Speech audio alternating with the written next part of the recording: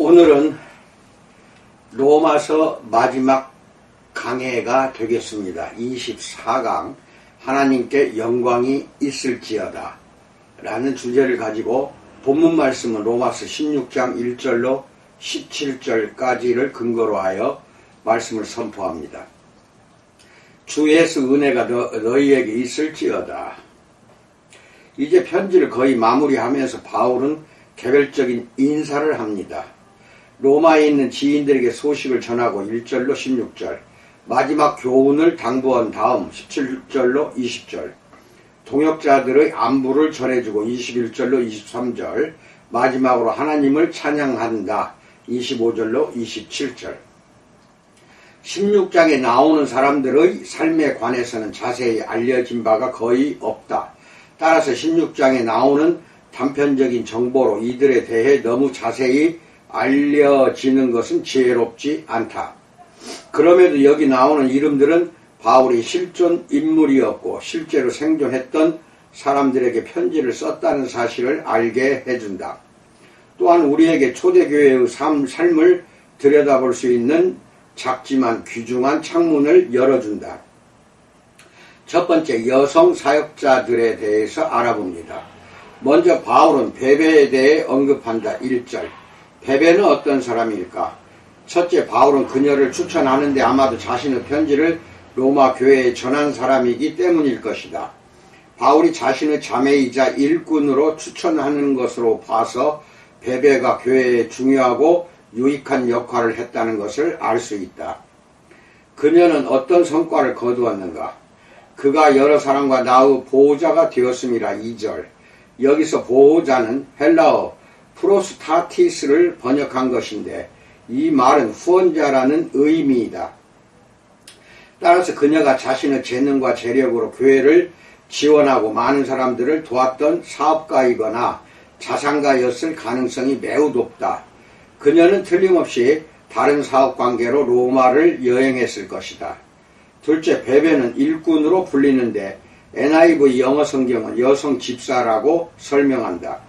왜냐하면 이 말이 헬라어로는 디아코노스이기 때문이다. 시약 성경에서 이것은 두 가지로 번역될 수 있다. 어떤 경우에는 가장 넓은 의미에서 사역이나 봉사를 의미한다. 가장 변변찮은 섬김부터 베드로와 바울 같은 사도직까지 예수님의 이름으로 이루어지는 어떤 봉사도 디아코노스로 불릴 수 있다. 베베가 어떤 사역을 했는지는 모르겠지만 어쨌든 그녀는 섬겼고 일꾼으로 불렸다. 그렇지만 다른 경우에는 이 말이 교회 안의 특별한 직분인 집사를 나타내었다. 빌립보서 1장 1절, 디모데전서 3장 8절, 12절 보세요. 집사들은 장로들과 더불어 주로 사람들의 물질적이고 육체적인 필요들을 채워주는 일을 했다. 곧 경제적으로 공공한 사람들이나 육체적으로 쇠약한 사람들을 돌보고 위로했다. 사도행전 6장 1절로 7절 참조하세요. 바울이 이 두 가지 중 어떤 의미로 사용했는지 알 수는 없다. 어쨌든 베베는 교회 안에서 섬김으로 인정받는 탁월한 여성이었다. 두 번째, 교회의 다양한 구성원들에 대해서 알아봅니다. 로마서 16장 1절로 16절에 나오는 26명이 어떤 사람들인지 모두 알지는 못하지만 로마 교회가 다양한 사람들로 이루어졌다는 사실은 분명히 알 수 있다.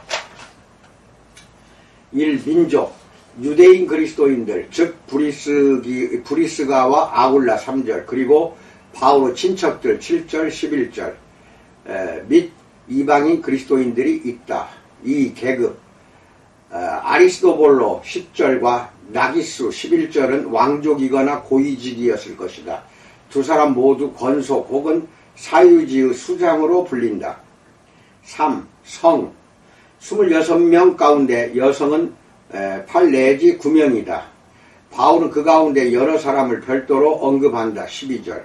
베베에 대한 언급과 함께 이것은 교회의 계속되는 사역과 선교 현장에서 여성들이 능동적으로 참여하며 영향력을 끼쳤다는 것을 보여준다. 7절에서 안드로니고와 유니아가 눈에 띄게 사도들에게 존중이 여겨지고 있다고 묘사되고 있다. 이들은 예수님에 의해 선택된 12사도도 아니고 부활하신 예수님을 만나서 나중에 특별히 택함받고 사도로 부름받지도 않았다. 참고로 마띠아 사도행전 1장 20절로 26절, 바울 사도행전 9장 1절로 19절도 보세요. 그렇다면 바울이 그랬던 것처럼 지금도 예수님의 권위로 사도라고 말할 수 있는 이들이 있다는 의미인가? 로마서 1장 1절, 15장 15절로 16절 보세요. 그렇지 않다. 초대교회에서 이들은 교회의 사자들로 불렸다. 고린도후서 8장 23절.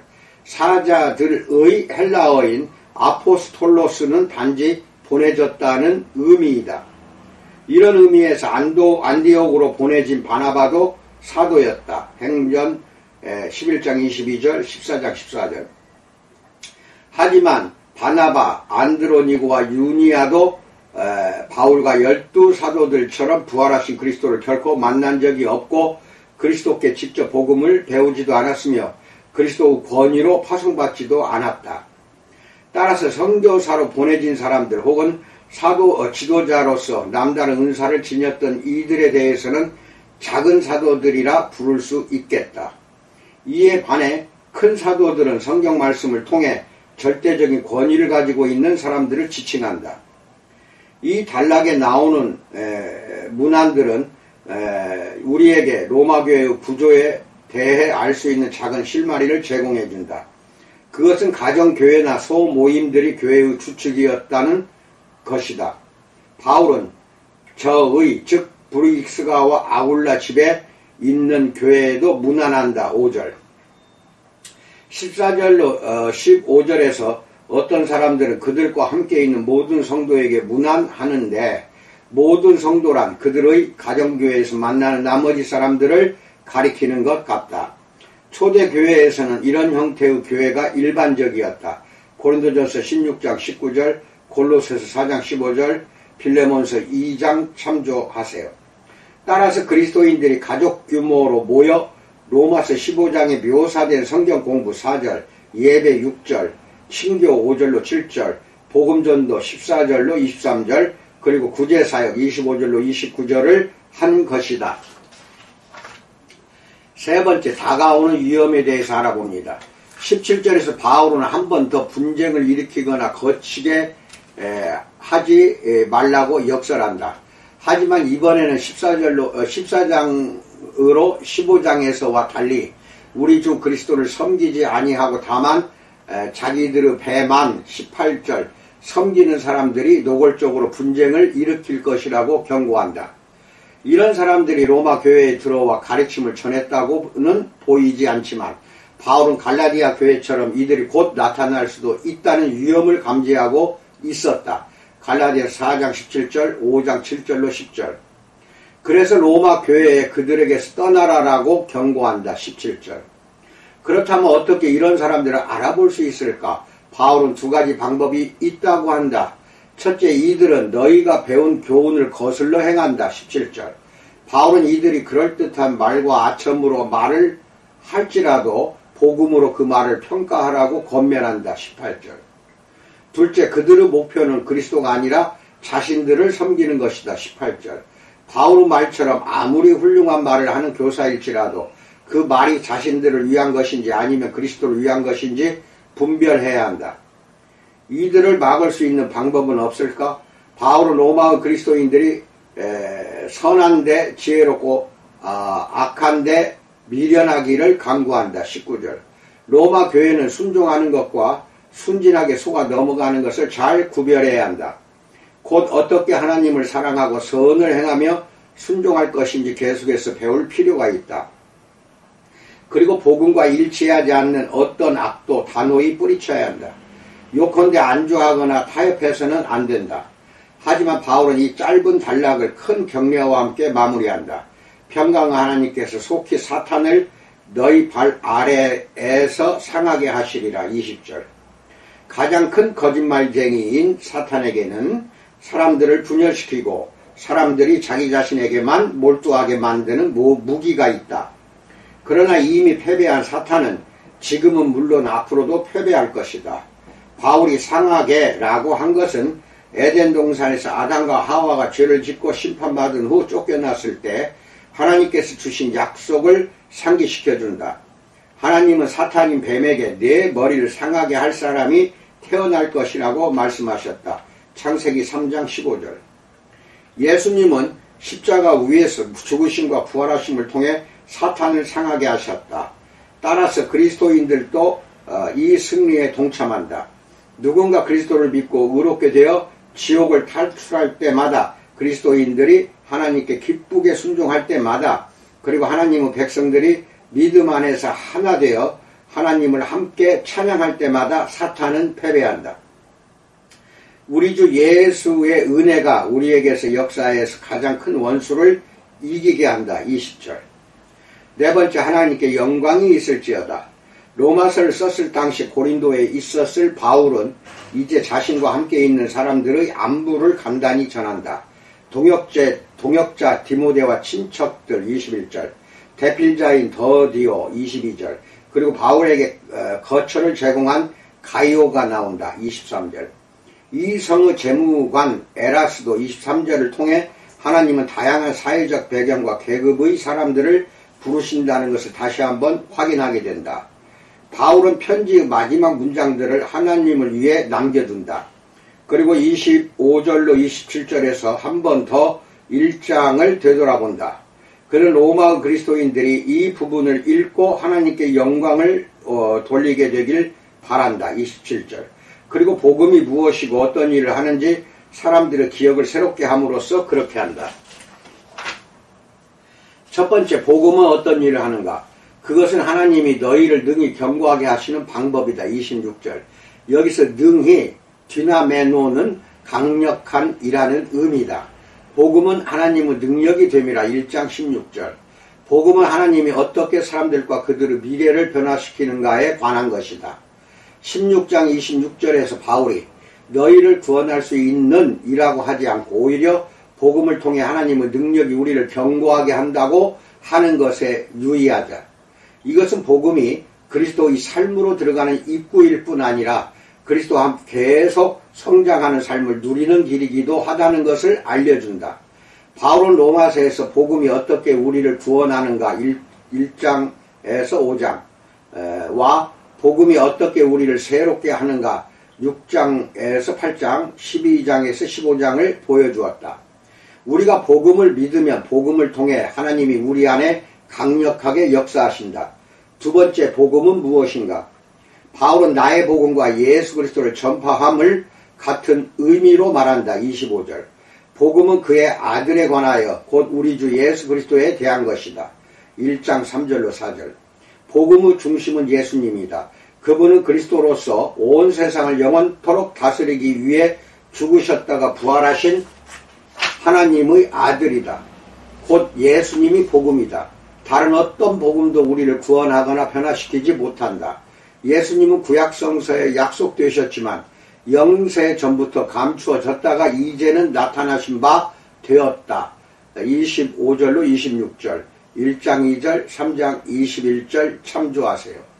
선지자의 글을 통해 예언되었고 나타나셨고 그리고 지금도 선포되시는 구원자이며 통치자이신 예수님이 바로 복음이다. 세 번째, 복음은 또한 어떤 일을 하는가? 바울은 배경이나 국적에 상관없이 어느 누구든 마음과 행동으로 복음을 믿고 하나님께 순종할 수 있다는 로마서의 핵심 주제로 되돌아간다. 모든 민족이 믿어 순종하게 하시려고 그리스도가 나타나셨다. 26절. 예언되셨고 나타나셨고 선포되셨고 그리고 믿음을 통한 순종으로 지금도 우리를 부르시는 주 예수님에 관한 복음을 생각할 때 우리는 바울과 더불어 지혜로우신 하나님께 영광을 돌리게 된다. 27절. 우리는 그리스도의 의로 옷 입고 성령의 역사로 그리스도를 닮게 되어 예수 그리스도로 말미암아 세세 무궁토록 하나님께 영광을 돌릴 것이다. 이 옛 찬송가는 우리의 마음을 아름답게 잘 표현했다. 이게 우리 찬송가에 나올지는 모르겠으나 나오네요. 여러분 새 찬송가인데 새 찬송가 615장입니다. 1절 큰 일을 행하신 주께 영광 이 세상을 사랑해 주 오셨네.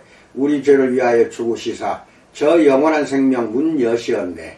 2절 그 큰 일을 행하신 하나님께 주 예수님 인하여 기뻐하네. 주 예수님 우리가 만날 때엔 그 기쁨을 어디에 피하리요. 후렴 우리 주 높이세. 귀한 말씀 듣고 우리 주 높이세. 모두 기뻐하며 주 예수님 힘입어 하나님께 그 행하신 큰 역사 찬양하세. 새 찬송가 615장입니다. 이상입니다. 24번에 걸쳐서 매일 한 편씩 말씀드렸으니까 결국 24일 걸려서 로마서 강해를 무사히 마쳤습니다. 하나님께 감사드립니다. 모든 영광은 하나님께 올려드리며 잘 들으시고 로마서만이라도 24강 늘 가까이 두고 여러 번 들어서 여러분 것으로 체화시키기 바랍니다. 로마서는 반드시 여러분에게 소중한 영적 양식과 함께 신학적 뼈대를 세워주는 것이 로마서이기 때문에 신학하는 모든 학생들과 목회자들은 반드시 이 영상의 강해를 듣고 여러분 것으로 만드시기를 간절히 축원드립니다. 감사합니다.